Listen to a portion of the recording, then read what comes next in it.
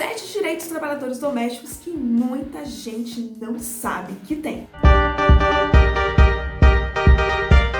Olá, turminha, tudo bem com vocês? Para quem não me conhece, eu sou Cida Carvalho, sou advogada e sou especialista em Direito e Processo do Trabalho e este aqui é o nosso Conversa de Trabalho. Antes da gente começar, quero pedir o seu like, peço também a sua inscrição aqui no nosso canal, ative as notificações para que você aí não perca nenhum dos nossos vídeos que vem pela frente. Então, vamos de conteúdo. Bom, para começar a falar um pouco sobre isso, a gente tem que começar, obviamente, pelo básico, que é emprego doméstico. Antes de mais nada, emprego doméstico é aquele que é desempenhado dentro de um ambiente residencial. Cida, eu posso contratar uma empregada doméstica e de vez em quando ela pode estar ali na minha lojinha que fica em frente de casa? Não, isso não é emprego doméstico. Emprego doméstico é aquele que tem uma relação específica somente com a família. Ele não pode ter finalidade lucrativa, ele não pode ter mais de 2 dias na semana, fora também todos os outros requisitos que são essenciais dentro de uma relação de emprego. Pessoa física, pessoalidade, onerosidade, subordinação e habitualidade. Outro ponto importante com relação à questão do trabalho doméstico é com relação à figura do patrão. Em outros momentos, em outras situações, o patrão é aquela pessoa que assina a carteira, que tem aquela relação direta de subordinação. No caso do trabalho doméstico, não existe um patrão, existe a figura da família, ou seja, é o núcleo familiar daquela casa que é responsável, que tem as obrigações trabalhistas. Vou dar um exemplo para você. Se você colocar, por exemplo, a família, na justiça do trabalho, qualquer uma daquelas pessoas que fazem parte do núcleo familiar pode representar, ao invés de em outra situação que somente o preposto poderia estar ali, teria que ter uma procuração, enfim, no caso do núcleo familiar pode ser o pai, o irmão, o filho, o esposo, a esposa, a mãe, enfim, todas as pessoas que fazem parte do núcleo familiar pode estar representando, porque ali não é um patrão, é o núcleo familiar. Outra coisa importante também, que é interessante a gente observar, é com relação à idade mínima que a Lei Complementar número 150 traz para o emprego doméstico. A idade mínima é apenas os 18 anos. Fique sempre aí observando, Essa legislação, essa parte da legislação é justamente para proteger a criança e o adolescente. Registro de jornada. Quando a gente fala em registro de jornada, a gente sempre lembra que em outras situações só é obrigatório fazer o registro, a folha de ponto, quando a empresa tem mais de 10 funcionários, o que não acontece na situação do emprego doméstico. No caso do emprego doméstico independente, se tem 1, 2, 3, 10, 20, 50 pessoas trabalhando naquela residência, é obrigatório que seja a folha de ponto, é isso mesmo, ou que seja folha de ponto, que seja ponto eletrônico, relógio, enfim, que tenha alguma forma de conseguir fazer o registro da jornada. No caso do emprego doméstico, isso é obrigatório. E aí você me pergunta, mas por que é obrigatório nesse sentido? Para justamente evitar os abusos, Existem casos, por exemplo, você que está aí, com certeza deve conhecer alguém ou alguma pessoa, já ouviu passar, ou mesmo já passou por isso, de situação que você começou a trabalhar às 7 da manhã e só foi sair às 7 da noite, com mal aí, meia hora, para poder engolir quase literalmente o almoço no prato. Férias! Quem não gosta de férias? Quem que não gosta de ter aquele momento espetacular para que a gente possa descansar um pouco? 30 dias para ficar de pernas pro ar? Na verdade, a gente geralmente não fica 30 dias de pernas pro ar. Mas enfim, com relação às férias, a forma de aquisição é muito parecida com a de todo mundo. Você tem aí 12 meses para poder adquirir seu direito de férias. Você tem aí até 12 meses, o prazo de até 12 meses para poder gozar as suas férias e 30 dias para você ficar do jeito que você quiser, enfim.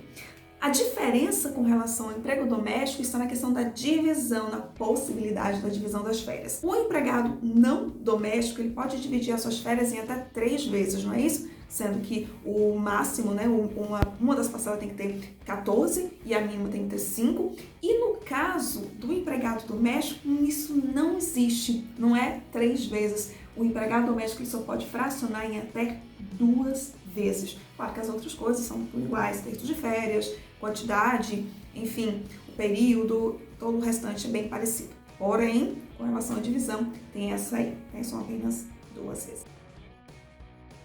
Descontos salariais. Meu Deus, mas pensa aí.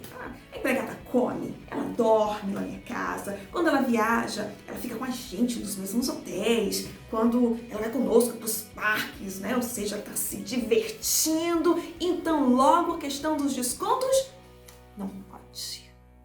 Não pode? Não pode. Alimentação, fartamento, higiene, né? Não é para ser descontado. Proibido por lei, tá? Viagem. Puxa, a empregada está viajando ali porque ela é obrigada a ir. Ela está sendo obrigada a estar naquele lugar. Então, logo, por que cobrar? Não tem um porquê cobrar. Isso aí é proibido por lei. E ainda por cima tem um up com relação à viagem, né? Só um parêntese aqui. Quando se tem a viagem, é necessário, né, que se tenha um pagamento aí de no mínimo 25% do valor da hora para a empregada. Isso não é hora extra, isso é apenas um adicional aí de deslocamento. Claro que esse adicional também ele pode ser convertido depois se for por escrito, tá? Pode fazer um acordo por escrito, ser convertido aí em horas, né, para ficar aí no banco de horas. FGTS, Fundo de Garantia por Tempo de Serviço. Gente, que coisa boa, né? O empregado, quando ele é dispensado sem justa causa, né, ele acaba recebendo, ele podendo sacar todo o valor do FGTS, né, ele saca em todo o valor e ainda por cima pode receber um adicional, que é a multa dos 40%. Isso não se aplica no caso do empregado doméstico. Mas calma, eu vou explicar para você o porquê que isso não se aplica. Na verdade, esse valor ele é como se fosse dissolvido, né, para facilitar um pouco a vida do empregador doméstico. Todos os meses, a família, para ter uma forma até de facilitar a vida, ela vai adicionar, junto com os 8% do FGTS, ele vai depositar um valor equivalente a 3,2% do salário. Esses 3,2% ele não pode se encaixar, ele não pode ser sacado durante o período do trabalho. Ele só pode ser sacado em situações de dispensa sem justa causa ou, no caso, da aposentadoria. Se a pessoa pedir a demissão ou se ela for despedida por justa causa, esse valor que foi depositado, tá ali separadinho, ele retorna para a família, né? Ele retorna para o empregador. Então, nesse caso, os 40% que a gente tem nos outros trabalhadores, nos trabalhadores não domésticos, com relação ao trabalhador doméstico, esses 3,2% que são depositados todos os meses, mas que só pode ser retirado em situação de dispensa sem justa causa. Logo, então, todos os meses, né, o depósito a ser, né, feito pelo patrão com relação ao FGTS, soma-se aí 11,2%, que é 8% da FGTS, mais os 3,2% dessa possível multa, caso ele seja dispensado. Seguro-desemprego. O que não pensa em ter uma tranquilidade durante um período em que esteja procurando um emprego, porque foi dispensado sem justa causa, obviamente, ele está desempregado não porque ele quer, né, não por sua vontade, mas ele pode receber aí até 5 meses de salário, e esse valor, né, ele pode variar, no caso de 2021, ele pode variar aí até R$ 2.666,29, né, e o trabalhador doméstico não é assim que funciona, né? Mas Cida, por quê? Não funciona? O empregado doméstico não tem direito a receber o seguro-desemprego? Tem direito a receber o seguro-desemprego, só que não é da mesma forma que os outros trabalhadores. No caso do seguro-desemprego, a Lei Complementar número 150, ela vem trazendo que ele só vai ser recebido por, no máximo, 3 meses e o valor é único, é salário mínimo. É isso mesmo que vocês ouviram. Não é como os outros, que aí pode ser, no caso, né, de 2021, até R$ 2.666. No caso do trabalhador doméstico, é um salário mínimo e sobra até 3 meses. E tem uma outra questão também que é diferente com relação aos outros.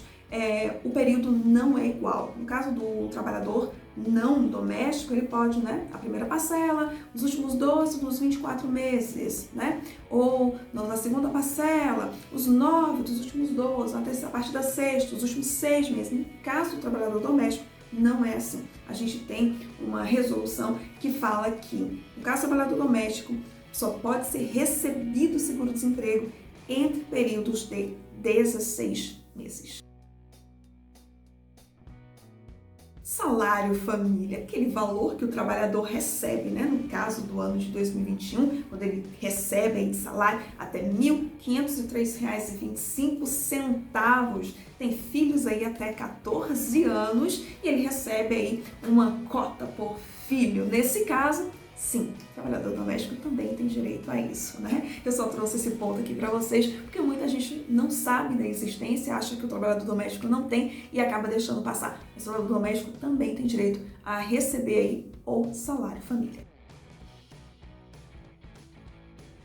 E o bônus, né? Quem não gosta de bônus? Quem não gosta de um up? Alguma coisa a mais que não estava previsto antes? No nosso caso, a gente vai falar sobre o simples doméstico. Então, para você que achou que a gente não iria falar para você que é empregador, para facilitar a sua vida, enganou-se, porque a gente também fala para você. Com relação à questão do simples doméstico, né, que veio inclusive para facilitar um pouco, porque muita gente imaginou, puxa, mas como é que uma família vai ter condição de ficar observando cada um desses direitos, fazendo um depósito aqui, um depósito ali, um dia disso, um dia daquilo, tá? Ia virar uma confusão. Então, para facilitar a vida do patrão, criou-se o simples doméstico, ou o iSimples. Eu vou até deixar aqui embaixo o link na descrição para que vocês possam ver, entrar no site, né, se familiarizar com ele. Nesse caso, para facilitar, inclusive incentivar a formalização do contrato de emprego, criou-se esse simples doméstico. Através do simples doméstico, o empregador vai poder depositar várias contribuições, como a contribuição da Previdência, né, que é o INSS, a contribuição patronal da Previdência, que é a obrigação do próprio patrão também de fazer essa contribuição da Previdência, a contribuição social para financiar aí, o seguro contra acidente do trabalho. Nós temos também o FGTS, aqueles 2,2% também, né, que pode ser a multa, e o imposto sobre a renda, caso seja necessário.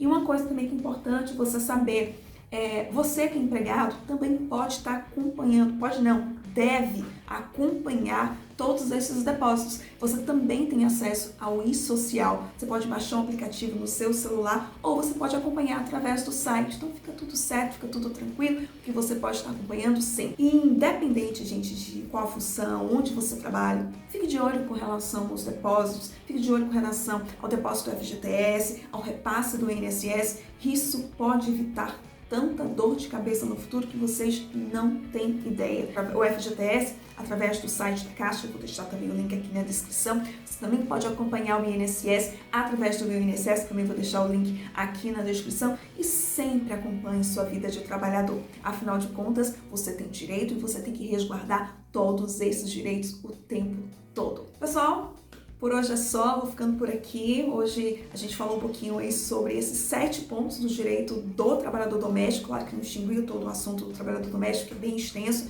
mas a gente falou sobre 7 pontos específicos que muita gente tinha dúvida. Eu sempre tô colocando lá no Instagram algumas perguntas, então se você não me segue, pode me seguir lá nas redes sociais, no Instagram, eu vou deixar também o link aqui na descrição. Me siga lá, caso você conheça alguém que seja trabalhador doméstico, compartilhe com eles para que a gente possa disseminar aí essa questão do conteúdo do direito do trabalho. Afinal de contas, conhecimento não é para ser guardado, conhecimento é para ser dissolvido na sociedade e que todos possam, de fato, conhecer o seu direito, que é direito nosso conhecer os nossos direitos. Se você gostou, curta, compartilhe, comente aqui embaixo, dê dicas, né, sugestões de próximos temas para que a gente possa estar levando para você o máximo de informação. Como diria o nosso filósofo nordestino, no mais, até a próxima.